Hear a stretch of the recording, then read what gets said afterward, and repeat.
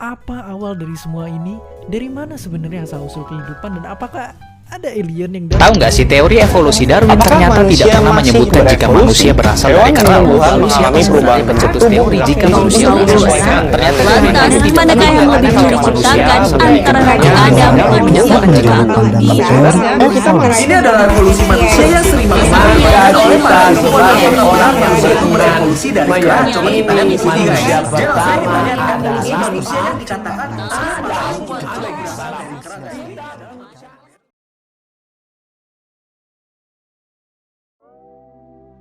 Setelah melihat video tadi, pasti banyak dari kita yang bertanya-tanya, apakah evolusi itu benar-benar ada?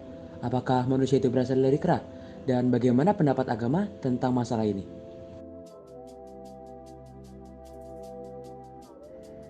Bukti tidak terjadi evolusi. Yang pertama, catatan fosil yang tidak lengkap. Yang kedua, evolusi tidak bisa diamati. Yang ketiga, berlawanan dengan hukum kedua termodinamika. Hukum kedua termodinamika menyatakan bahwa keadaan entropi seluruh alam semesta sebagai sistem yang terisolasi akan selalu berkembang seiring berjalannya waktu. Hukum ini juga menyatakan kalau perubahan entropi di alam semesta tidak akan pernah mengalami penurunan atau berjalan mundur. Yang keempat, tidak dapat menjelaskan proses kemunculan kehidupan pertama di bumi. Dan yang kelima, tidak semua ilmuwan mendukungnya. Berikut ini adalah teori yang mendukung ketidakadanya evolusi dan kelemahan dari teori evolusi.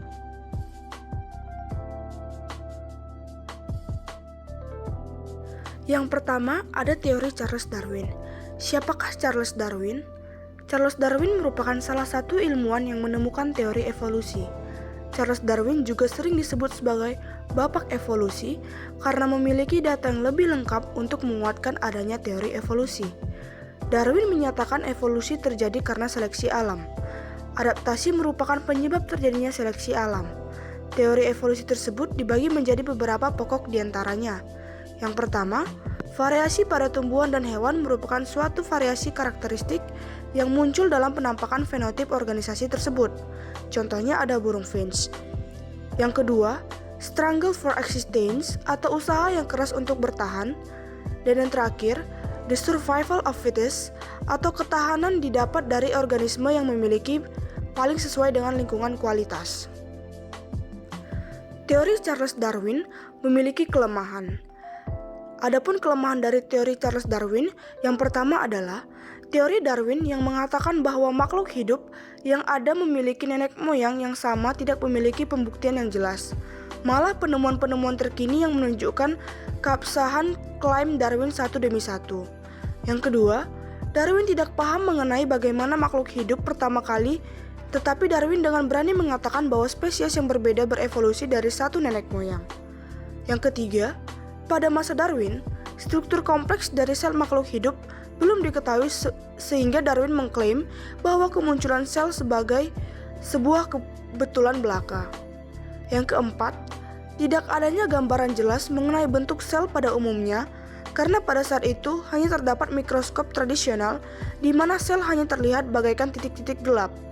Dan yang terakhir, adanya penemuan struktur DNA yang mampu memperkuat pernyataan di mana kemunculan makhluk hidup bukanlah sebuah kebetulan seperti yang dipaparkan oleh Darwin. Charles Darwin telah mengemukakan teori evolusi. Namun di balik itu, ada juga tokoh ilmuwan yang kontra terhadap teori Darwin, yaitu Weismann. Weismann adalah tokoh ilmuwan yang kontra terhadap teori yang dikemukakan oleh Darwin. Adapun hal yang membuat Weismann kontra terhadap teori Darwin, yaitu yang pertama, menegaskan bahwa sifat-sifat hasil dari seleksi alam tidaklah dapat diturunkan kepada keturunannya. Yang kedua, evolusi adalah menyangkut masalah bagaimana pewarisan genetika melalui sel-sel kelamin. Dengan kata lain, evolusi adalah gejala seleksi alam terhadap faktor-faktor genetika. Yang ketiga, ada hubungan hal tersebut dengan teori Darwin adalah bahwa jerapah-jerapah leher pendek gennya bersifat resesif, sedangkan jerapah leher panjang bersifat dominan. Jerapah yang bergen resesif jumlahnya akan lebih sedikit daripada jerapah yang berleher panjang dan tidak mampu untuk beradaptasi dengan lingkungan. Oleh karena itu, jerapah yang berleher pendek pun punah. Selanjutnya, teori Lamarck. Lamarck mengatakan bahwa pengaruh lingkungan dapat merubah bagian tubuh makhluk hidup, baik ciri, sifat, dan karakternya. Jika bagian tubuh dari makhluk hidup selalu atau sering digunakan, maka bagian tersebut makin lama dapat berubah sehingga sesuai untuk digunakan pada lingkungan tersebut, begitu juga sebaliknya. Lamarck memberikan gambaran tentang teori tersebut menggunakan mekanisme evolusi leher jerapah, di mana pada awalnya semua leher jerapah pendek, namun leher jerapah sering digunakan untuk mengambil makanan yang letaknya tinggi sehingga leher jerapah memanjang. Akan tetapi, teori Lamarck ini memiliki beberapa kelemahan sehingga dapat disanggah. Yang pertama, tidak ada bukti yang mendukung, di mana tidak ditemukannya fosil jerapah berleher pendek, sehingga teori tersebut tidak dapat dibuktikan. Kedua, proses evolusi tidak selalu memicu individu berubah ukuran menjadi lebih besar. Contohnya, banyak hewan dan tumbuhan purba berukuran lebih besar daripada hewan dan tumbuhan yang dijumpai saat ini. Yang ketiga, percobaan August Weismann yang mematahkan teori Lamarck, di mana August Weismann melakukan percobaan menggunakan tikus ekor panjang yang dipotong ekornya, kemudian dikawinkan dan menghasilkan anak tikus berekor panjang.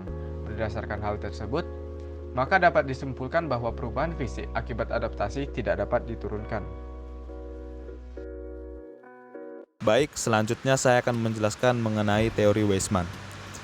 Teori evolusi Weismann dikemukakan oleh seorang ahli biologi asal Jerman yang bernama August Friedrich Leopold Weismann. Sebelum Weismann, ada Darwin dan juga Lamarck yang telah terlebih dahulu mengemukakan teori evolusi. August Weismann merupakan salah satu tokoh evolusi yang mendukung teori evolusi yang dicetuskan oleh Charles Darwin, tetapi tidak dengan Lamarck. Lamarck beranggapan bahwa perubahan leher jerapah disebabkan oleh jerapah yang terus-menerus mencoba meraih daun yang lebih tinggi, sehingga lehernya memanjang. Pemanjangan leher tersebut kemudian diturunkan ke keturunan jerapah dari generasi ke generasi. Namun, Weismann tidak setuju dengan hal tersebut. Kontribusi utama dari August Weismann pada perkembangan teori evolusi adalah teori plasma nutfah, yaitu teori yang mengungkapkan bahwa pewarisan pada organisme multiseluler hanya terjadi ketika melalui sel nutfah, seperti sel telur dan juga sel sperma. Sedangkan sel-sel lainnya pada tubuh, yaitu sel somatik, tidak berfungsi sebagai agen pewarisan. Kemudian, untuk membuktikan apakah lingkungan menyebabkan perubahan sifat yang menurun, yaitu menurut teori Lamarck, Weismann melakukan percobaan dengan memotong ekor tikus, lalu mereka dikawinkan. Ternyata, anak tikus yang lahir tetap berekor panjang. Lalu anak tikus tersebut dipotong lagi ekornya dan dikawinkan lagi. Ternyata, keturunan selanjutnya tetap berekor panjang. Langkah itu dilakukan sampai dengan 21 generasi dan keturunan yang lahir ternyata tetap berekor panjang. Dari apa yang telah dilakukan, Weismann mengambil kesimpulan bahwa perubahan sel tubuh karena pengaruh lingkungan tidak ada diwariskan kepada keturunannya. Evolusi adalah proses yang menyangkut seleksi alam terhadap faktor genetika. Individu yang memiliki variasi genetik yang sesuai dengan lingkungan yang akan lestari dan memiliki kesempatan mewariskan gen yang adaptif pada generasi berikutnya. Dari sini, Weismann berkesimpulan bahwa perubahan sel tubuh karena pengaruh lingkungan tidak ada diwariskan ke generasi berikutnya. Hal ini membuktikan bahwa teori evolusi Lamarck tidak benar. Yang kedua, evolusi berkenaan dengan pewarisan gen-gen melalui sel gamet. Kemudian, adapun kelemahan dari teori Weismann, yang pertama, teori tentang plasma nutfah yang melibatkan sel ovum dan sel sperma ini hanya mencakup hewan atau tumbuhan tingkat tinggi, yang artinya hewan atau tumbuhan tingkat rendah seperti bakteri dan organisme mikro lainnya tidak terbahas secara detail. Yang kedua, percobaan menggunakan tikus yang dipotong ekornya belum mencakup pembuktian tentang hewan-hewan lain yang mempunyai spesifikasi tertentu, misalnya tentang evolusi pada hewan serangga yang lebih kecil atau pada dunia tumbuhan. Yang keempat adalah hukum Hardy-Weinberg. Hukum ini adalah teori persamaan yang menggambarkan kesetimbangan genetik di dalam populasi. Sesuai namanya, hukum Hardy-Weinberg ditemukan oleh ahli kedokteran Jerman Wilhelm Weinberg dan matematikawan Inggris Godfrey Harold Hardy pada tahun 1908. Dua ilmuwan tersebut secara terpisah mengembangkan model matematika yang menggambarkan proses pewarisan gen yang tak mengubah struktur genetika di populasi. Hukum Hardy-Weinberg menjadi standar bagi ahli genetika dalam membandingkan populasi serta mendeteksi perubahan di proses evolusi. Adapun bunyi atau isi hukum Hardy-Weinberg adalah sebagai berikut. Frekuensi alel dan genotip dalam suatu populasi tetap konstan dalam beberapa generasi, kecuali ada yang bertindak sebagai agen lain selain rekombinasi seksual. Ada beberapa kondisi yang menyebabkan hukum Hardy-Weinberg bisa berlaku. Salah satu kondisi yang mensyaratkan berlakunya hukum ini adalah jumlah populasi yang besar. Populasi yang besar tersebut memungkinkan terjadinya perkawinan acak dan tingkat fertilitasi dan viabilitas yang sama tingginya. Selain itu, kondisi lain yang memungkinkan untuk terjadinya hukum Hardy-Weinberg adalah tidak ada seleksi alam. Yang terakhir adalah tidak ada mutasi. Perubahan satu alel menjadi alel lain akibat mutasi dapat mengubah frekuensi alel serta genotip di suatu populasi. Di populasi yang terisolasi, tidak akan ada aliran gen atau perpindahan alel antar populasi akibat ada migrasi individu yang dapat mengubah kumpulan gen.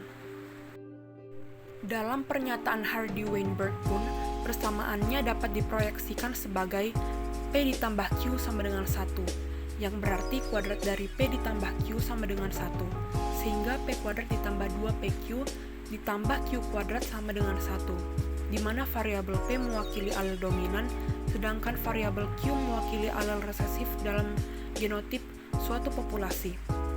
Dengan penggunaan rumus hukum ini, maka dapat dilakukan perhitungan terhadap performa evolusi, yang tentu saja bermanfaat bagi kehidupan manusia nantinya. Selanjutnya, kita akan membahas salah satu tokoh yang menolak teori evolusi, yaitu Harun Yahya. Siapa sih Harun Yahya? Adnan Oktar, atau yang sering dikenal sebagai Harun Yahya, adalah penulis buku kontroversial dengan berbagai bukunya yang menentang teori evolusi. Salah satu bukunya yang terkenal adalah Atlas Penciptaan atau The Atlas of the Creation yang telah dicetak ribuan kali sejak terbit tahun 2006. Nah, teori apa sih yang dikemukakannya sehingga pada saat itu Harun Yahya menjadi sangat kontroversial? Jadi Harun Yahya mengemukakan bahwasannya jenis-jenis makhluk hidup tak bisa berubah, tidak mungkin terjadi perubahan dari satu bentuk makhluk hidup ke bentuk lainnya. Misalnya, dari ikan menjadi amfibi dan reptil, reptil ke burung atau mamalia darat ke paus. Tiap jenis makhluk hidup tidak berkerabat satu sama lain dan diturunkan dari leluhur yang sama. Masing-masing merupakan hasil dari suatu tindakan penciptaan tersendiri. Seleksi alam yang ditemukan oleh Darwin adalah kaidah yang berlaku di alam, namun tidak pernah menghasilkan spesies baru. Tidak ada mutasi yang memberikan keuntungan berupa peningkatan kelestarian makhluk hidup. Selain itu, mutasi tidak menambah kandungan informasi dalam materi genetis makhluk hidup. Catatan fosil tidak menunjukkan adanya bentuk transisional serta menunjukkan penciptaan tiap kelompok makhluk hidup secara terpisah. Abiogenesis atau kemunculan makhluk hidup dari materi tak hidup tidak mungkin terjadi. Selanjutnya, kita akan membahas bagaimana pandangan agama terhadap evolusi. Menurut Islam sendiri, pendapat ini tidaklah benar. Dalilnya bahwa Allah menerangkan dalam Al-Quran tentang penciptaan Adam, yang artinya, sesungguhnya pemisalan Isa di sisi Allah adalah seperti pemisalan Adam. Allah menciptakannya dari tanah. Quran Surat Al-Imran ayat 59. Dan ingatlah ketika Rabb-mu berfirman kepada malaikat, sesungguhnya aku menciptakan manusia dari tanah liat kering yang berasal dari lumpur hitam yang diberi bentuk. Maka aku bentuk dia dan aku tiupkan ruhku padanya. Maka tersungkurlah kalian bersujud padanya. Quran Surat Al-Hijr ayat 28-29. Inilah tahapan penciptaan keturunan Adam. Allah berfirman yang artinya, dan sungguh kami ciptakan manusia dari tanah yang basah, kemudian kami jadikan ia setetes mani, kemudian dari setetes mani menjadi darah, maka dari segumpal darah kami jadikan segumpal daging, maka dari segumpal daging kami ciptakan tulang, maka tulang itu kami balut dengan daging, kemudian kami buat menjadi ciptaan yang lain. Maka Maha Suci Allah sebaik-baik pembentuk. Quran Surat Al-Mu'min ayat 12-14. Adapun istri Adam yaitu Hawa, telah Allah terangkan bahwa Allah menciptakannya dari Adam, sebagaimana dalam firman-Nya yang artinya, wahai manusia, bertakwalah kalian kepada Rabb kalian yang telah menciptakan kalian dari sebuah jiwa Dan Dia ciptakan darinya istrinya dan menyebarkan dari keduanya banyak keturunan laki-laki dan wanita. Quran Surat An-Nisa ayat 1. Menurut agama Kristen, teori evolusi dapat ditentang atau dibantah dengan ayat yang dapat diambil dari Alkitab. Salah satu ayat atau ayat yang pertama yang dapat diambil adalah Kejadian 1 ayat 26-27, di mana isi dari ayat tersebut adalah, "Berfirmanlah Allah, baiklah kita menjadikan manusia menurut gambar dan rupa kita, supaya mereka berkuasa atas ikan-ikan di laut dan burung-burung di udara, dan atas ternak dan atas seluruh bumi, dan atas segala binatang melata yang merayap di bumi." Maka Allah menciptakan manusia itu menurut gambarnya, menurut gambar Allah diciptakannya dia laki-laki dan perempuan, diciptakannya mereka. Allah memberkati mereka, lalu Allah berfirman kepada mereka, "Beranak cuculah dan bertambah banyak, penuhilah bumi dan taklukkanlah itu. Berkuasalah atas ikan-ikan di laut dan burung-burung di udara, dan atas segala binatang yang merayap di bumi." Lalu ayat yang berikutnya dapat diambil adalah Kejadian 2 ayat 7, di mana isinya adalah, "Ketika itulah Tuhan Allah membentuk manusia itu dari debu tanah dan menghembuskan nafas hidup ke dalam hidungnya. Demikianlah manusia itu menjadi makhluk yang hidup." Dari kedua ayat tersebut, dapat kita tarik kesimpulan bahwasannya manusia diciptakan langsung ke dalam bentuk dan wujud manusia.